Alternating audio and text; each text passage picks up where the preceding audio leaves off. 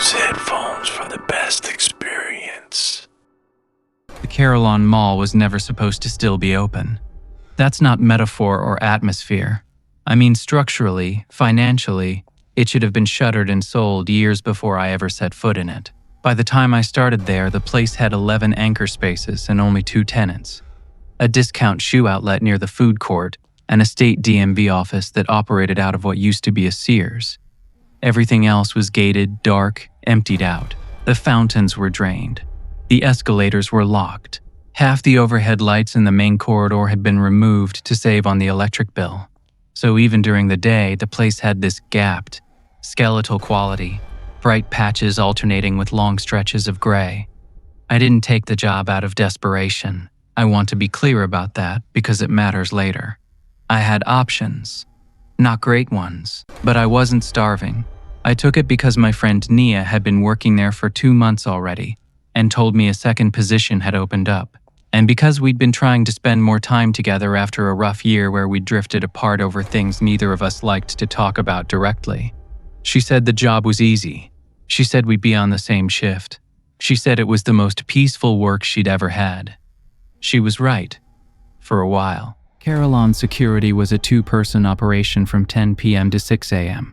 The property management company contracted through a firm called Greyline, and Greyline's instructions were minimal.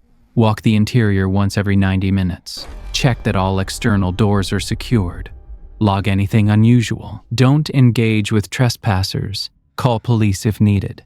The rest of the time we sat in a small office near the south entrance that had a desk, 2 chairs, a row of monitors connected to cameras that half worked, and a mini fridge Nia had brought from home. We talked. We watched things on her laptop. We ate gas station food at 2 in the morning, and it felt like we were 19 again, before jobs and leases and the quiet calcifying disappointment of watching your 20s not turn into what you thought they'd be. The mall at night was strange, but not in a way that felt dangerous. It felt like being inside something that had died but hadn't been buried yet. The emptiness was so total that sound behaved differently. Our footsteps echoed in ways that made a single person sound like 3. And if you stood still in the main gallery, you could hear the building itself, the tick of cooling metal, the hum of whatever electrical systems were still drawing power, a faint and sourceless dripping that Nia said she'd never been able to locate. It was eerie. I won't pretend it wasn't. But it was also kind of beautiful in a melancholy way. All that architecture built for crowds now standing vacant. The empty storefronts like open mouths with nothing left to say. The store was on the 2nd level, East Wing. I didn't notice it during my first week. The East Wing was the most neglected part of the building. No working tenants, no DMV traffic, no reason for anyone to go up there. The lights in that corridor were almost entirely dead. So during rounds, we'd sweep it with flashlights, check the 2 emergency exits, and move on. But on my 8th or 9th night, I turned a corner and saw that one of the roll-down security gates was up. The store behind it had no sign. The sign housing above the entrance was empty. Just a blank white rectangle with mounting holes where letters had been removed. Inside, through the glass front, I could see that it wasn't fully vacant. There were display fixtures still standing. Shelving units along the walls. A service counter near the back. It looked like a store that had closed recently and hadn't been completely cleared out, which wasn't unusual. Several of the former retail spaces still had leftover furniture and debris. What was unusual was the gate being up. Every gate in the building was supposed to be locked down. Martin from Greyline had been specific about that during orientation. The gates weren't our responsibility to operate. But if we found one open, we were supposed to log it and notify the property office in the morning. I radioed Nia. She came up and looked at it with me. Nothing remarkable. Dusty shelves, a few cardboard boxes stacked near the counter, industrial carpet with the kind of stains that could be anything. Nia said she'd never seen that gate up before. We logged it, pulled it down manually. It moved easily, recently oiled, and finished our round. The next night it was up again. Same store, same gate, fully raised. Nia and I stood in front of it, and I remember she made a joke about raccoons, and I laughed. And we pulled the gate down again and logged it again. In the morning, I called the property management office and told them. The woman I spoke to said she'd send someone to check the lock mechanism. Fine. Normal. Maintenance issue. Third night. Gate up. This time Nia wanted to go inside and look around, see if there was another access point. A back corridor. A service door. That might explain how the gate kept getting raised. I didn't see a reason not to. We went in together. The store was larger than it looked from the front. It went back further than I expected, narrowing slightly into a hallway that led to a stockroom. The stockroom had a door to the service corridor that ran behind the East Wing stores, and that door was locked from our side with a deadbolt. Locked tight. Naya tested it. So whatever was raising the gate wasn't coming through the back. The store itself was unremarkable. Dust, old retail shelving. The cardboard boxes near the counter were empty. There was a smell I noticed, but didn't think much about. Faintly sweet, like old flowers or maybe cleaning product that had been sitting open for months. We left, pulled the gate down, logged it. Fourth night, gate up. I pulled it down at the start of shift. During our second round, 3 hours later, it was up again. We had been in the building the entire time. We had not heard it go up. And a metal security gate rolling on its track is not a silent event. I know because I listened for it after that. Standing in the south office with the monitors flickering their half-lit views of empty corridors, I listened. Nothing. But when we walked the round at 3:15, the gate was up. The dark store behind it opened to the corridor like it was waiting for foot traffic that would never come. Nia was less bothered by this than I was. She had a practical mind, the kind that assumes mechanical failure before anything else. And she figured the locking mechanism was broken in a way that let the gate drift up on its own. Springs, counterweights, whatever. She said the property office would fix it eventually and we should stop wasting log entries on it. I disagreed. I thought we should keep documenting it precisely because it was recurring. But I didn't push the point. Nia had seniority. It was her call. The fifth night is when things changed between us in a way I didn't recognize at first. I was doing the round alone. We sometimes split up for the later rounds. One of us would take the first floor, the other the second, and we'd meet back at the office. I had the first floor that night. Nia had the second, which included the East Wing. When she came back to the office, she seemed normal, maybe a little quiet, and when I asked if the gate was up again, she said yes, and she'd pulled it down. I asked if she'd gone inside. She said no, just pulled the gate down. I said okay. We watched an episode of something on her laptop and the rest of the shift was uneventful. But here is the thing I didn't notice until later when I was replaying that night in my head. When Nia came back from that round, she smelled faintly sweet, the same sweet smell from inside the store. Faint enough that I registered it only as Nia having changed her lotion or something, the way you absorb small sensory details about people you're close to without consciously processing them. I didn't think about it. I should have. Over the next 2 weeks, a pattern developed.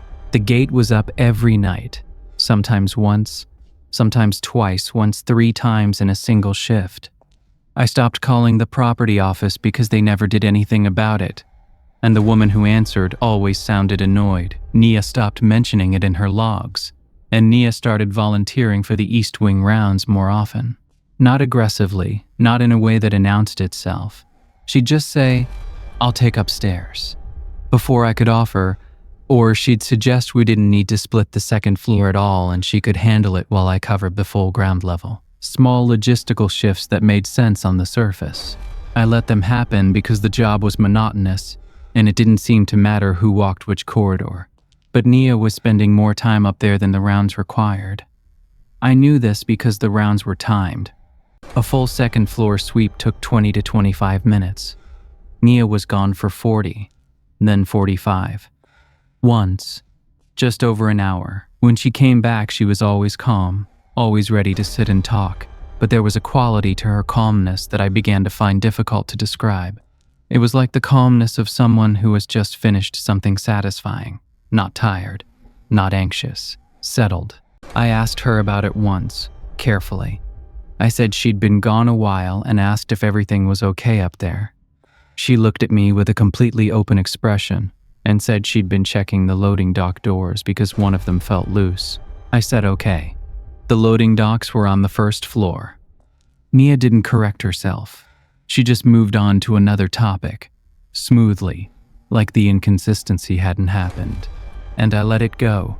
That was my mistake. Not the first one, maybe, but the one I'm most ashamed of. I let it go because I didn't want to make things weird between us. We had just gotten the friendship back.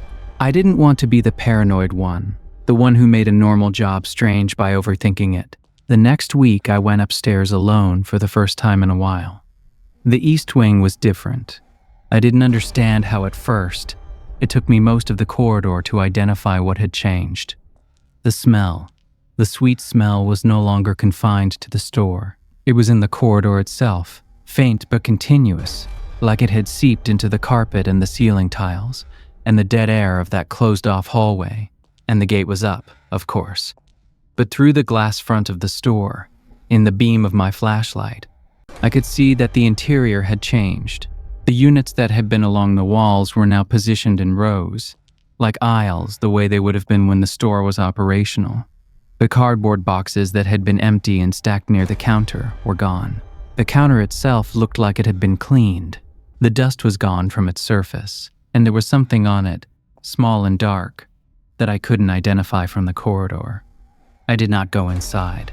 I went back to the office and waited for Naya to come back from wherever she was. She'd said she was checking the south parking structure, which I now doubted. And when she walked in, I said we needed to talk about the East Wing store. Her face did something I'd never seen it do before. It closed. Not anger, not defensiveness. Just a smooth, immediate blankness, like a door swinging shut behind someone's eyes. She asked, "What about it?" I said the shelves had been moved. I said someone had been arranging things in there. I said the smell was spreading into the hallway. She looked at me for a long moment, and then she said, "I think you're overcomplicating this." That sentence landed wrong, and we both knew it.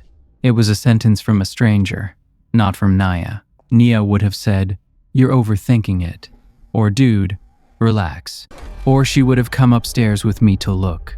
She would not have used the word overcomplicating in that flat, dismissive register. It didn't sound like her.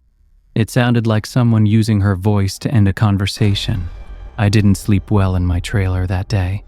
I kept thinking about the store, the rearranged shelves, the thing on the counter I couldn't identify. But mostly, I thought about Nia, about the 45-minute rounds, about the sweet smell on her clothes, about the way she steered herself toward the East Wing every chance she got, with the subtlety of someone who'd been practicing the maneuvering so long it had become automatic. The next night, I told her I'd take the second floor for all rounds. She said sure. No argument, no reaction. That blankness again, brief and total, before her face reset to something more normal. I went upstairs and walked the East Wing with my flashlight and my radio, and a feeling in my chest like I was approaching something I wouldn't be able to step back from. The gate was up. The store was... I don't know how to say this without it sounding wrong. The store was more of a store. The shelves had things on them. Not products, not merchandise. Nothing with labels or packaging. Objects. Small objects are arranged with care on the shelves in neat rows. A comb. A button.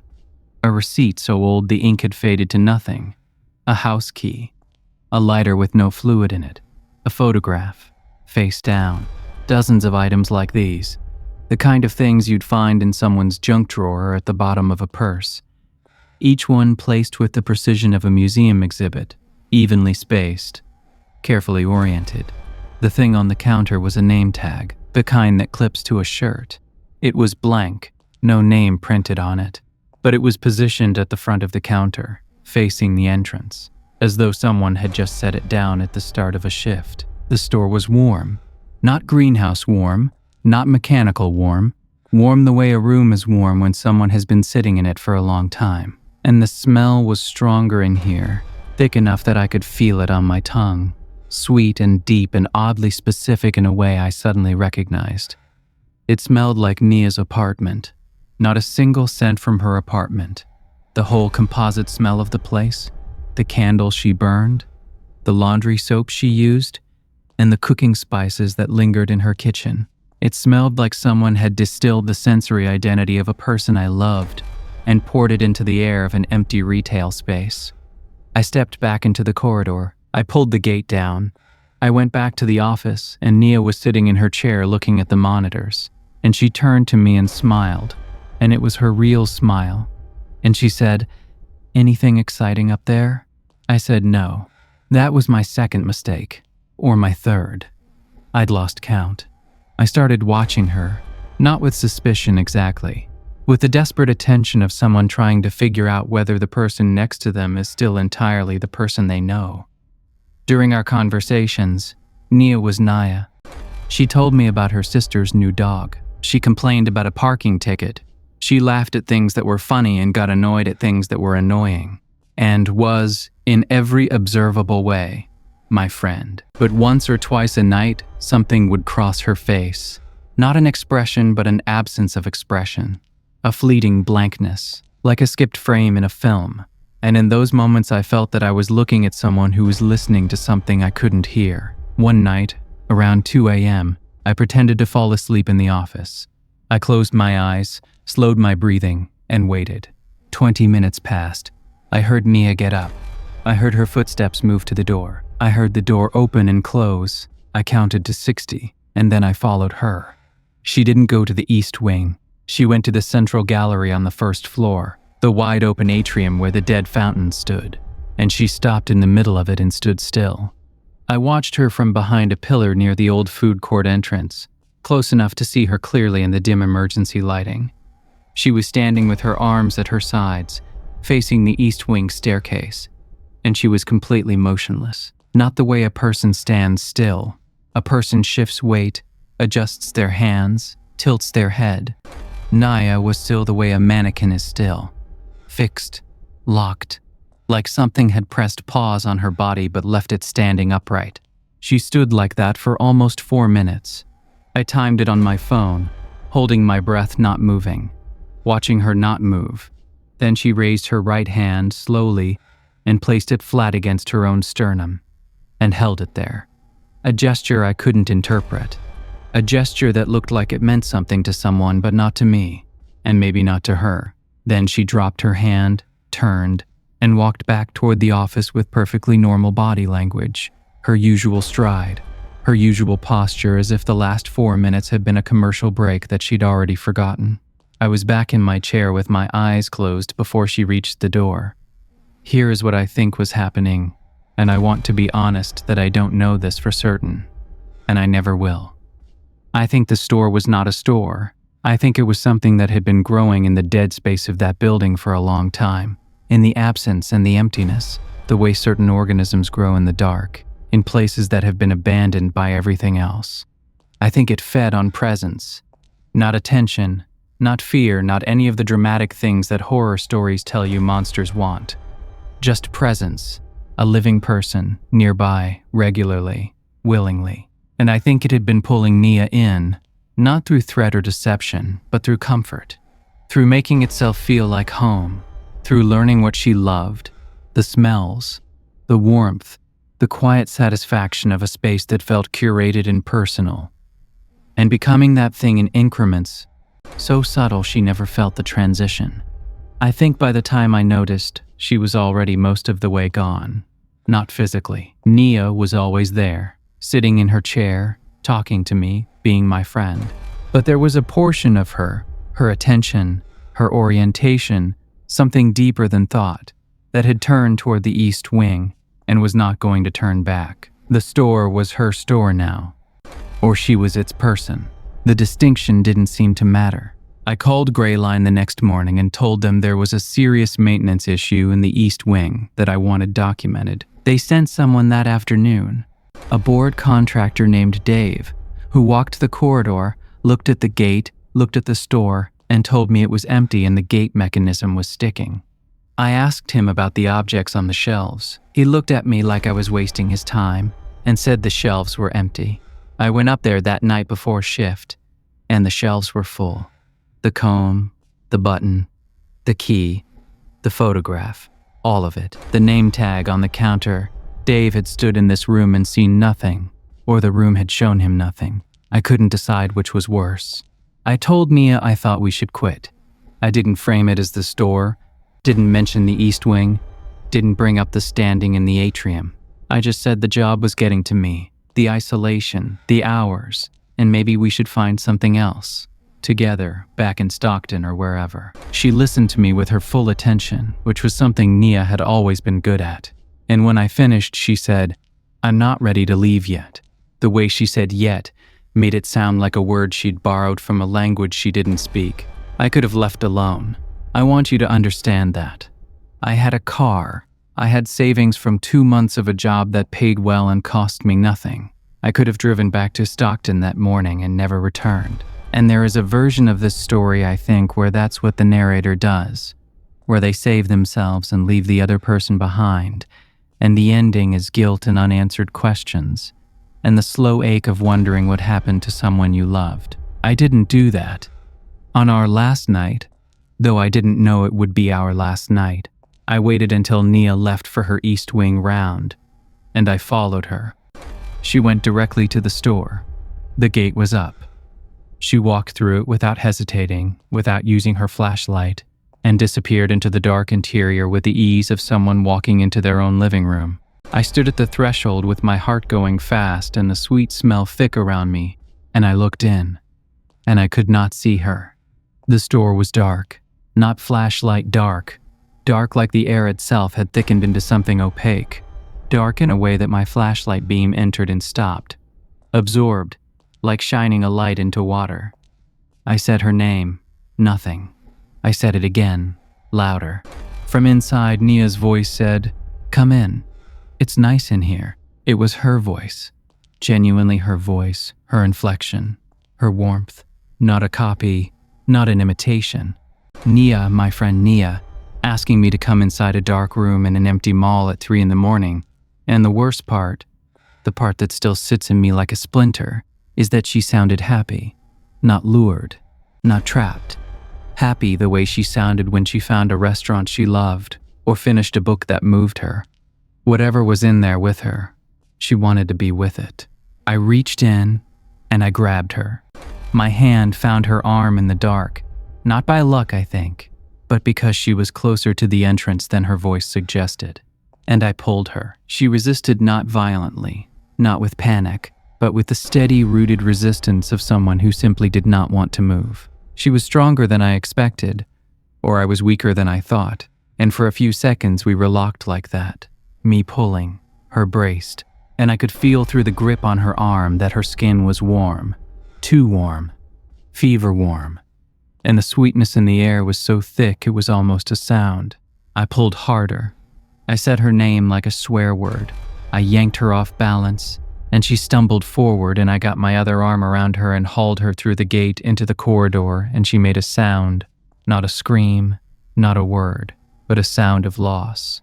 A sound I have never heard a person make before or since. The sound of something being taken from someone who had just found it. I dragged her down the corridor.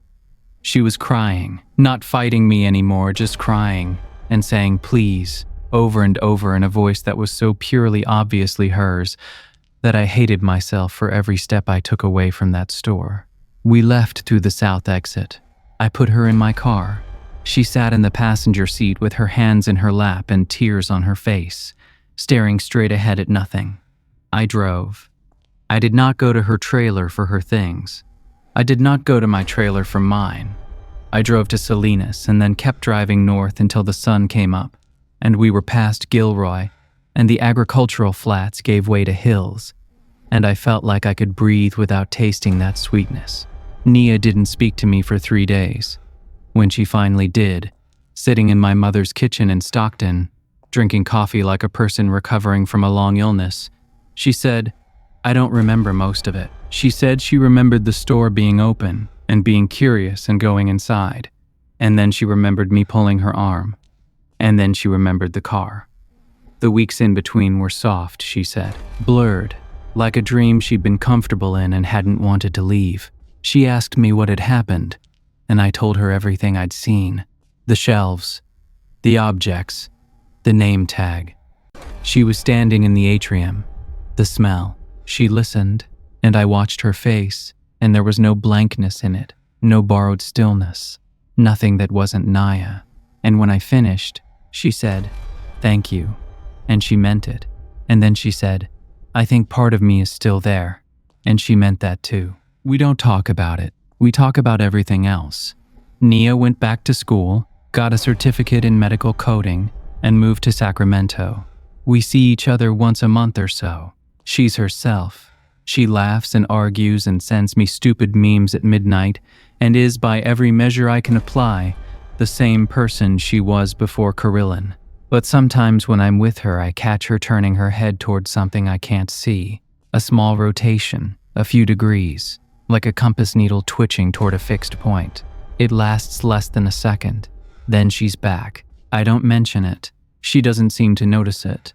I drove past the Carillon Mall once, about a year later. It was still standing. Still open, technically, though I have no idea who was still operating inside it. The parking lot was empty. The building sat in the afternoon sun with its blank anchor store facades and its dead signage. And it looked like nothing. It looked like every other failed mall in every other mid-sized California city. Ordinary, inert, forgettable. But on the second floor, East Wing, one window was lit. A warm light, a golden light, the kind of light that looks like home from a distance. I could see it from the road. The store was open. I kept driving.